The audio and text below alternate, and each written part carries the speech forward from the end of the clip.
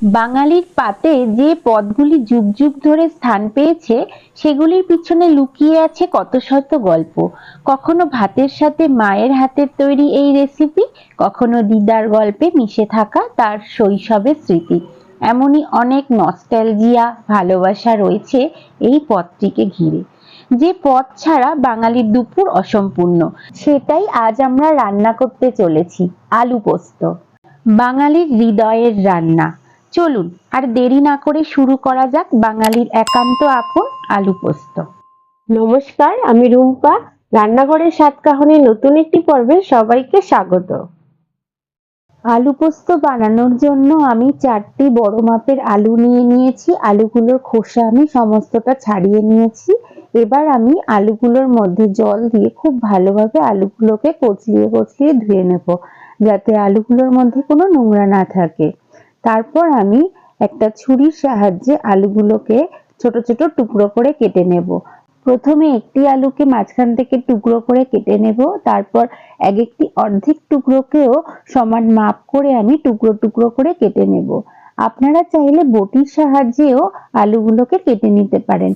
পোস্তর আলু খুব বড় বড় টুকরো হয় না, একটু মাঝারি বা ছোট ছোট মাপের টুকরো করেই কেটে নিতে হয়। আমিও ঠিক এইভাবে সমান মাপ করে প্রত্যেকটি আলুকে আমি কেটে নিলাম।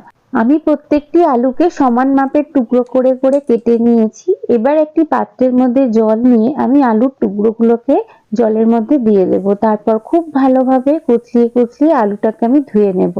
এদিকে আমি ছোট একটা পাত্র নিয়ে নিয়েছি, পাত্রের মধ্যে 25 গ্রাম মতো পোস্ত নিয়ে নিলাম।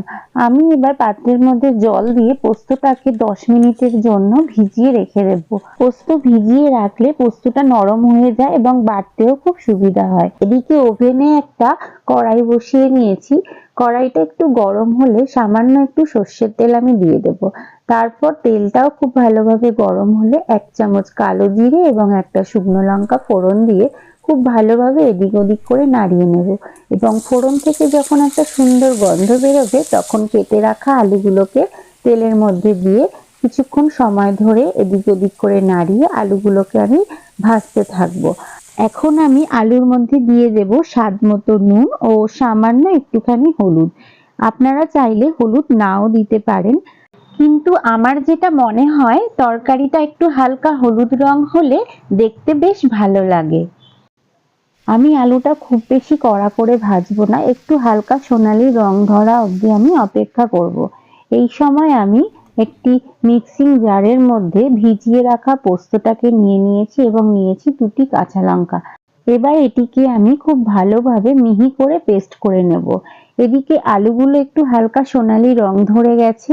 এই সময় আমি সামান্য একটু জল আলুর মধ্যে দিয়ে খুব ভালোভাবে এদিক ওদিক করে নাড়িয়ে 5-7 মিনিটের জন্য ঢাকা দিয়ে রান্না করে নেব। এদিকে দেখুন আমার পোস্ত বাটা হয়ে গেছে। তারপর 5 মিনিট পর ঢাকনা খুলে আলুটাকে খুব ভালোভাবে এদিক ওদিক করে নাড়িয়ে বেটে রাখা পোস্তটা আলুর মধ্যে দিয়ে দেব। এই সময় আমি পোস্তর বাটির মধ্যে যে পোস্ত লেগেছিল সামান্য একটু জল দিয়ে সেই জলটিও আমি দিয়ে দিলাম। তারপর খুব ভালোভাবে আবার পোস্তটাকে আলুর সঙ্গে মিশিয়ে নেব। পোস্তটাকে খুব ভালোভাবে আলুর সাথে মিশিয়ে নেওয়ার পর আমি দিয়ে দেব 4টি মতো কাঁচা লঙ্কা আর দিয়ে দেব 1 চামচ মতো চিনি। চিনিটাকে খুব ভালো করে তরকারির সাথে মিশিয়ে নেব। খুব ভালোভাবে মেশানো হয়ে গেলে আমি সামান্য একটু জল দিয়ে আবারও খুব ভালোভাবে তরকারিটাকে আমি নাড়িয়ে নেব। এই তরকারি কিন্তু খুব ঝোল ঝোল হয় না, একটু মাখো মাখো হয়, তাই আমি এখানে সামান্য একটু জলই ব্যবহার করলাম। আপনারা তরকারির পরিমাণটা বুঝেই জলটা ব্যবহার করবেন।